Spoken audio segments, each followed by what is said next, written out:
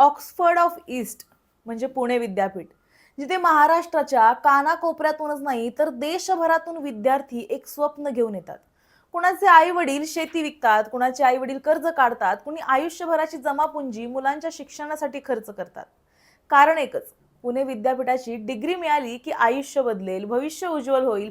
पण आता एक प्रश्न प्रत्येक विद्यार्थ्यांच्या आणि पालकांच्या मनात उभा राहतोय.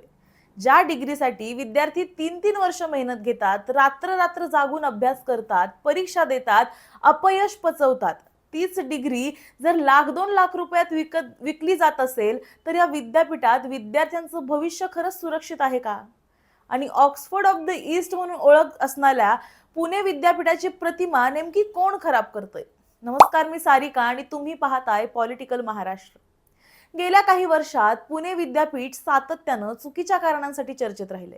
कधी विद्यार्थ्यांची आंदोलनं, कधी मेसमधील अस्वच्छतेवरून निर्माण झालेला संताप, कधी निकालांमधला गोंधळ, कधी रँकिंगमध्ये झालेली घसरण, तर कधी रिक्त प्राध्यापक पदांचा प्रश्न.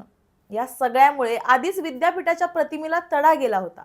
पण आता समोर आलेल्या कथित बनावट डिग्री प्रकरणामुळे हा प्रश्न आणखीनच गंभीर बनलाय.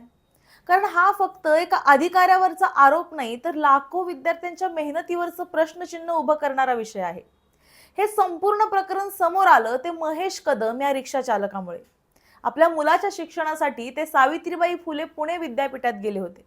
तिथे त्यांची ओळख विद्यापीठाच्या वित्त आणि सेवा विभागातील अधिकारी रमेश मुखेकर यांच्याशी झाल्याचा दावा करण्यात आला. महेश कदम यांचा असा आरोप आहे की त्यांच्या मुलाला बीकॉम ची डिग्री मिळवून देण्यासाठी 3 लाख रुपयांची मागणी करण्यात आली. नंतर हा व्यवहार 1.5 लाख रुपयांवर ठरल्याचाही दावा त्यांनी केला. इतकंच नाही तर फर्स्ट इयर, सेकंड इयर आणि थर्ड इयरचं काम एकाच झटक्यात करून देतो असंही सांगितल्याचा आरोप त्यांनी केलाय. पण इथेच महेश कदम यांच्या मनात संशय निर्माण झाला. त्यांनी दिलेले आगाऊ पैसे परत मागितले, मात्र पैसे परत न देण्यास नकार देण्यात आल्याचा आरोप त्यांनी केला आणि त्यानंतर त्यांनी संपूर्ण प्रकाराची तक्रार केली आणि हा विषय समोर आला. त्यांच्या म्हणण्यानुसार संबंधित अधिकाऱ्यांनी वेगवेगळ्या वर्षात 4 डिग्री प्रमाणपत्र दिली. त्यामुळे आपली फसवणूक होत असल्याचं त्यांच्या लक्षात आलं. एका सामान्य रिक्षा चालकाच्या सतर्कतेमुळे हे कथित डिग्री रॅकेट समोर आलं. हीच या प्रकरणातली सर्वात मोठी बाब आहे. या प्रकरणाची तक्रार विद्यापीठाचे कुलगुरू डॉक्टर सुरेश गोसावी यांच्याकडे करण्यात आली. मात्र तक्रार होऊन सुद्धा महिनाभर उलटला तरी संबंधितांवर कोणतीही ठोस कारवाई करण्यात आली नसल्याचा आरोप हा तक्रारदारांनी केला. यानंतर माध्यमांनी हा विषय उचलून धरल्यानंतर विद्यापीठ प्रशासनाला जाग आली.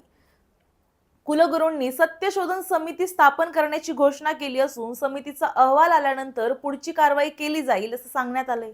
मात्र आता विद्यार्थ्यांचा प्रश्न आहे की चौकशी खरंच निष्पक्ष होणार का, की हा विषय काही दिवसांनी थंड बस्त्यात जाणार? या प्रकरणामुळे आणखी एक मोठा प्रश्न समोर येतो. जर एका अधिकाऱ्यावर असे आरोप होत असतील तर तो एकटाच हे करू शकतो का, की यामागे आणखी मोठं रॅकेट कार्यरत आहे? याआधी अशा पद्धतीने किती डिग्री दिल्या गेल्या, अशा डिग्रीच्या आधारे किती जण नोकऱ्यांमध्ये पोहोचले, या सगळ्या प्रश्नांची उत्तरं मिळणं आता अत्यंत गरजेचं आहे. दुसरीकडे पुणे विद्यापीठ आधीच अनेक समस्यांना झुंज देत असताना विद्यापीठाच्या नामांकनात सातत्यानं घट होते. पीएचडी प्रवेशांची संख्या मागच्या काही वर्षात 235 वरून अवघ्या 17 पर्यंत घसरल्याचं समोर आलंय. पदवी आणि पदव्युत्तर अभ्यासक्रमांचे 25 ते 30% जागा या रिकाम्या राहत आहेत. विद्यापीठात आणि संलग्न महाविद्यालयांमध्ये 50%हून अधिक प्राध्यापकांची पदं ही रिक्त आहेत. निकालांमध्ये तांत्रिक चुका होत असल्याच्या तक्रारी विद्यार्थी सातत्यानं करतायत. या सगळ्या समस्यांमुळे विद्यापीठाची गुणवत्ता आणि विश्वासार्हता आधीच प्रश्नचिन्हाखाली आली होती. त्यातच आता कथित बनावट डिग्री प्रकरण समोर आल्यामुळे विद्यार्थी आणि पालकांच्या मनात भीतीचं वातावरण निर्माण झालंय. कारण आजही लाखो विद्यार्थी पुणे विद्यापीठावर विश्वास ठेवून शिक्षण घेत आहेत. जर डिग्रीच पैशात विकली जात असेल तर प्रामाणिक विद्यार्थ्यांच्या मेहनतीची किंमत काय राहिली, मेरिटचं महत्त्व काय राहिलं आणि शिक्षण व्यवस्थेवर लोकांनी विश्वास ठेवायचा तरी कसा? म्हणूनच या प्रकरणाची केवळ चौकशी करून भागणार नाही. या आरोपांमध्ये तथ्य असेल तर या संपूर्ण रॅकेटचा पर्दाफाश हा झालाच पाहिजे. यामागे कोण अधिकारी आहेत, कोण कर्मचारी आहेत, कोणाचा वरदहस्त आहे याचा सखोल तपास झाला पाहिजे. कारण हा फक्त एका डिग्रीचा विषय नाही तर लाखो विद्यार्थ्यांच्या भविष्याचा आणि पुणे विद्यापीठाच्या प्रतिष्ठेचा विषय आहे. आता कारवाई अशी झाली पाहिजे की पुन्हा कोणत्याही विद्यापीठात विद्यार्थ्यांच्या स्वप्नाचा बाजार मांडण्याची हिंमत कोणालाही होऊ नये. तुम्हाला याबद्दल काय वाटतं हे आम्हाला कमेंटमध्ये नक्की सांगा आणि अशाच व्हिडिओसाठी पाहत रहा पॉलिटिकल महाराष्ट्र.